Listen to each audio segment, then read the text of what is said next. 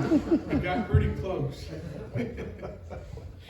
But, when I was at home studying, I was trying to think of, something that we could get out of, the story of Christmas other than just the same story that we tell every year, And I began to think about the wise men and how they traveled. And the wise men were also known as the Magi. And they get that name from magic, because in the Old Testament they were known to practice. They were astrologists. They would look at the stars, and some of them were known to practice what they would call as black magic and things like that. They would practice all these different things, and that's where their names came from. And but I began to think about Christmas and how in today's world we've gotten so far away from what Christmas actually is. Even Christians themselves are guilty of this at times, getting away from what Christmas really is and what Christmas really means and the origin of Christmas.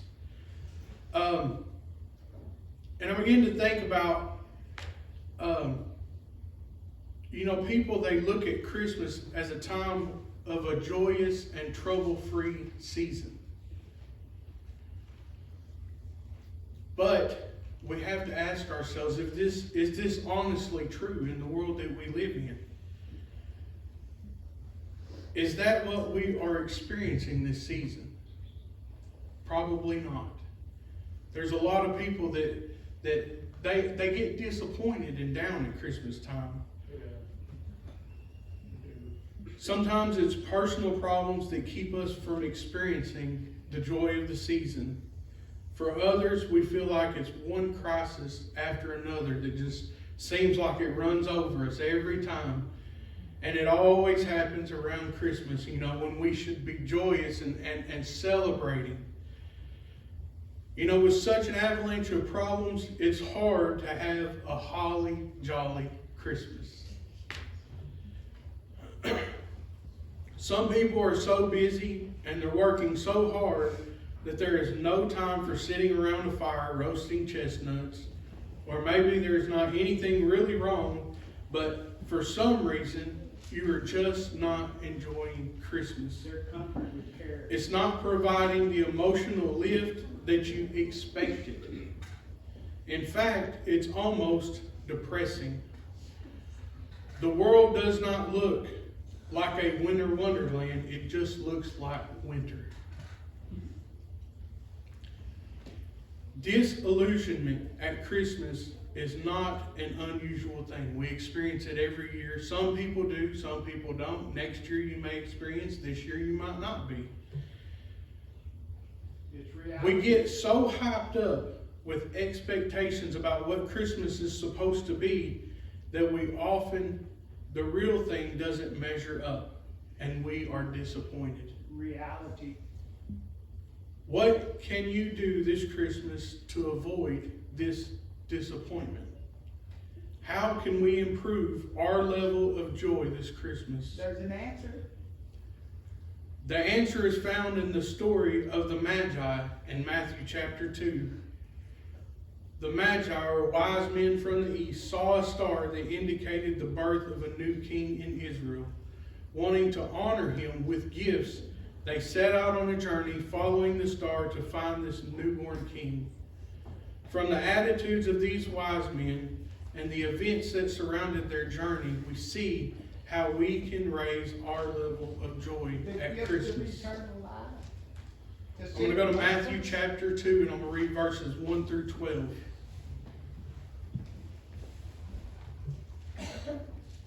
It says, "Now when Jesus was born in Bethlehem of Judea in the days of Herod the king, behold, there came wise men from the east to Jerusalem, saying, Where is he that is born King of the Jews?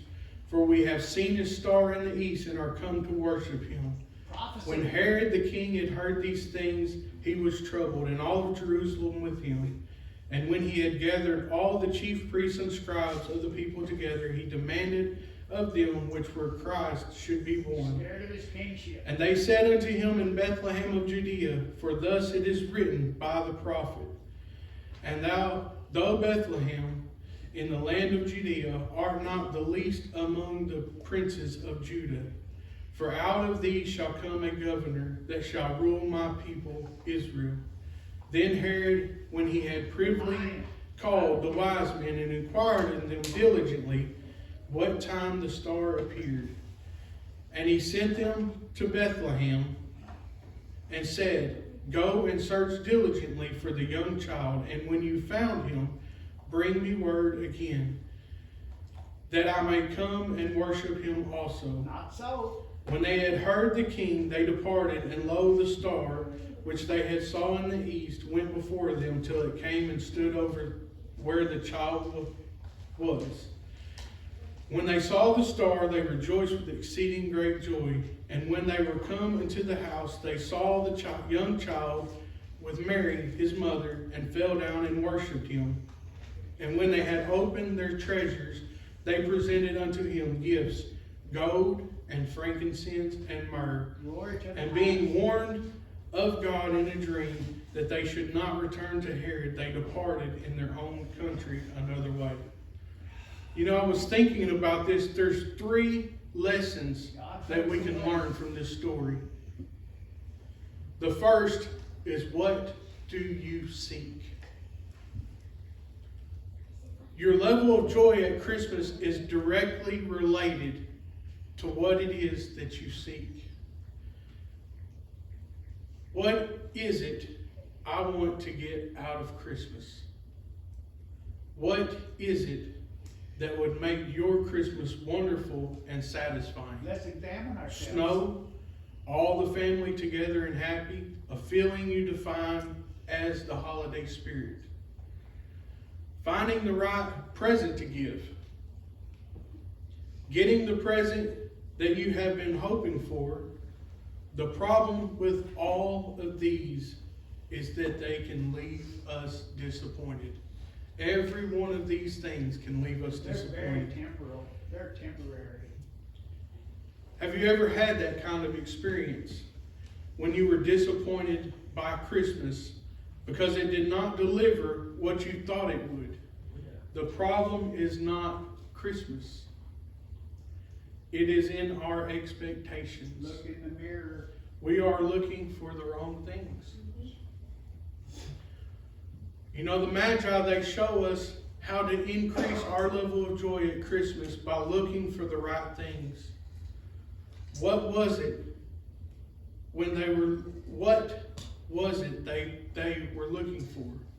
You know, in verse 2 it tells us they came to Jerusalem and said, Where is he who has been born, King of the Jews? The glorious hope. For we have seen his star in the east and have come to worship him. They were looking for Jesus. Christmas for them was an opportunity to worship Jesus.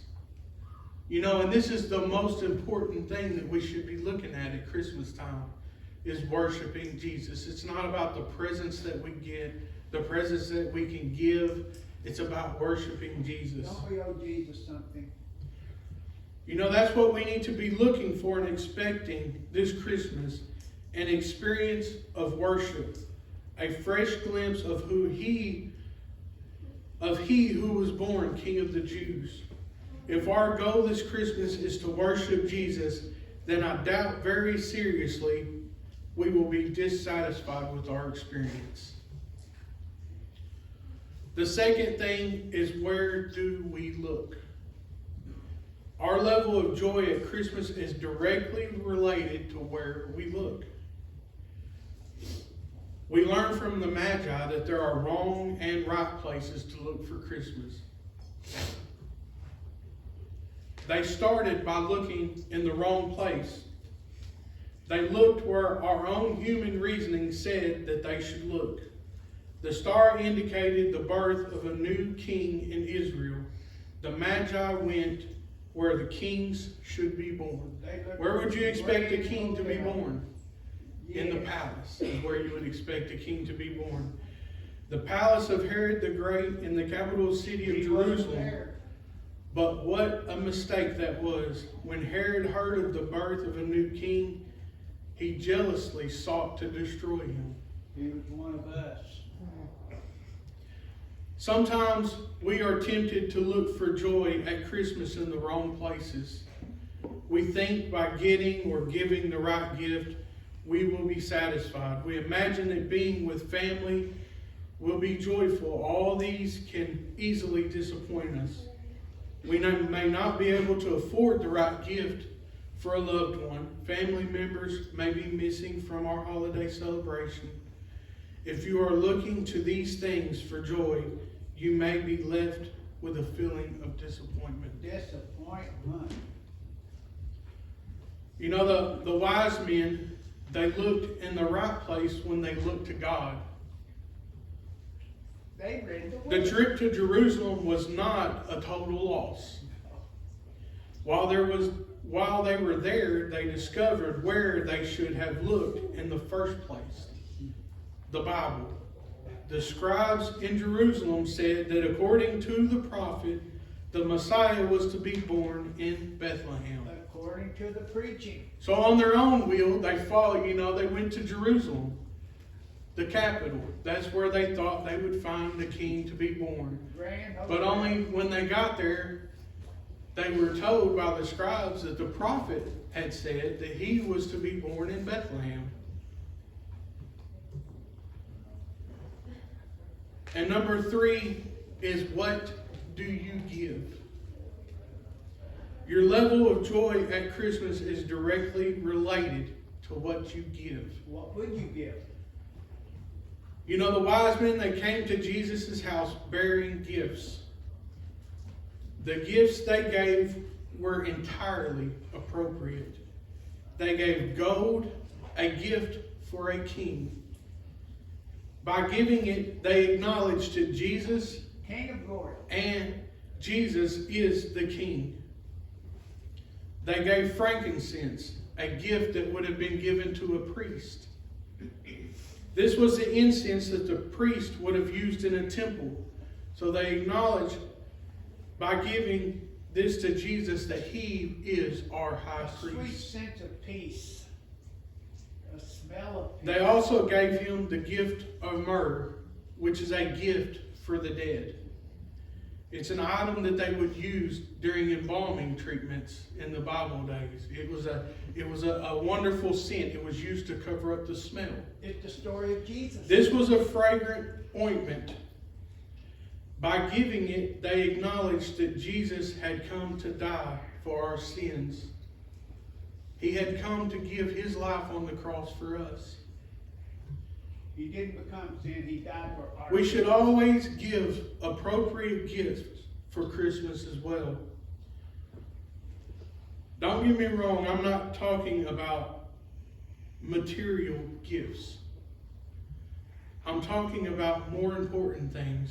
best things We in should life give are things. the gift of our love and our kindness to our friends and family. That's right. We should give the gift to help those who are hurting.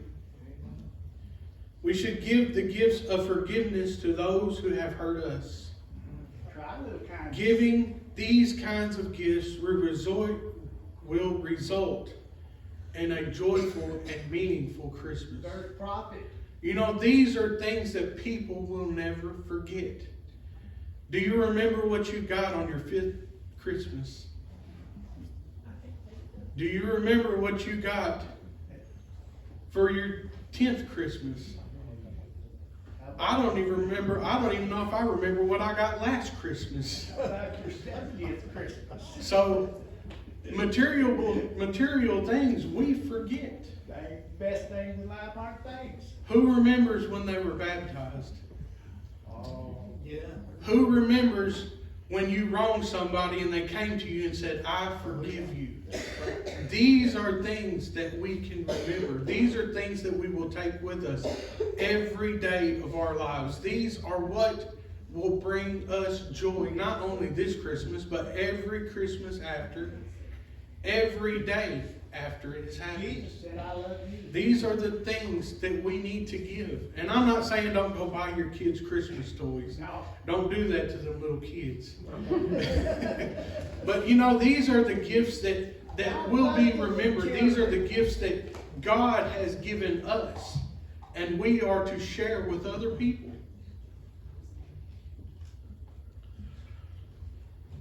Share a little kindness. What are you going to be giving for Christmas this year? Why not consider giving yourself? Give your time to your family. Give your compassion to the hurting. Give your forgiveness to the isolated. And give your heart to Jesus. That's everlasting.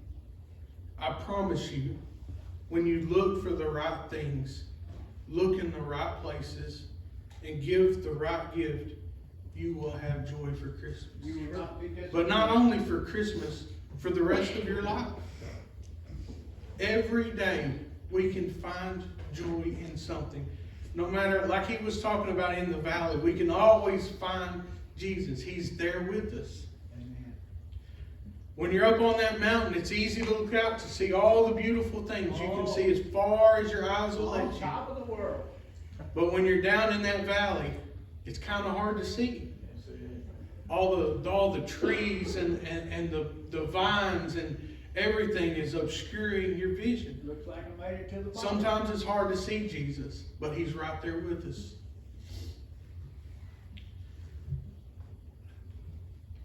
We have to give ourselves to Jesus.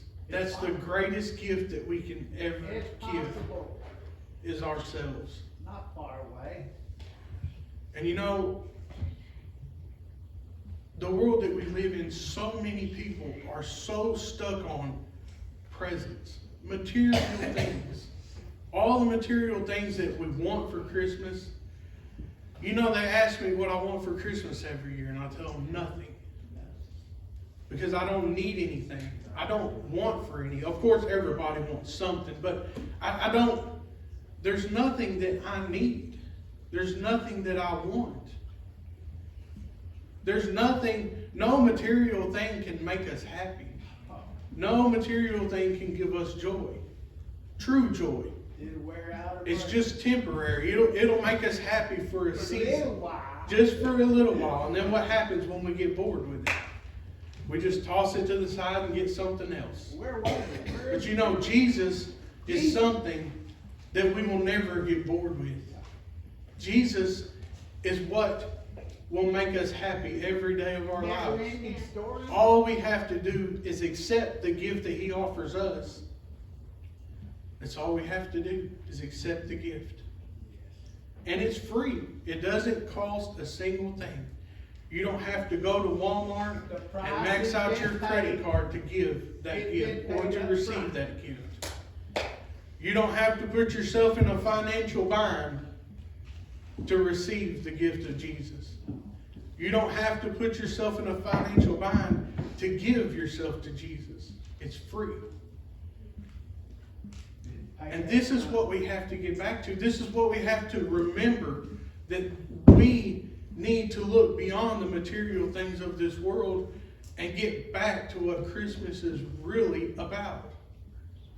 All the things that we can learn from the characters in the Bible, from the wise men, they're not mentioned very long. Their story's not very long. You know, they followed a star to the birth of baby Jesus. What can we learn from that? We can learn a lot. Because they were determined. They brought the proper gifts. They knew what they were seeking. And most importantly, Yes. they came to worship. And they didn't give up. They came to worship Jesus, the King of the Jews, the King of the world. They finished the course. They came to worship, and that's what we need to do. We need to come to worship. And if there is anybody who has not given their heart and life to God, here's the altar. This is a blessing. If there is anybody who is hurting, here's the altar. This is a wonderful offer. If there is anybody who just needs to be closer to God, here's the altar. It's open. It's always open. Everlasting contact. God is always there with us wherever we're at. Yes. in the valleys, on top of the mountains. But like he said, it's easier to see God when you're on top of the mountain. But when you're going through the valley, you're asking, where are you at? You know, where are you at? You're looking around. Where are you at? It's hard to see. But he's always right there with us.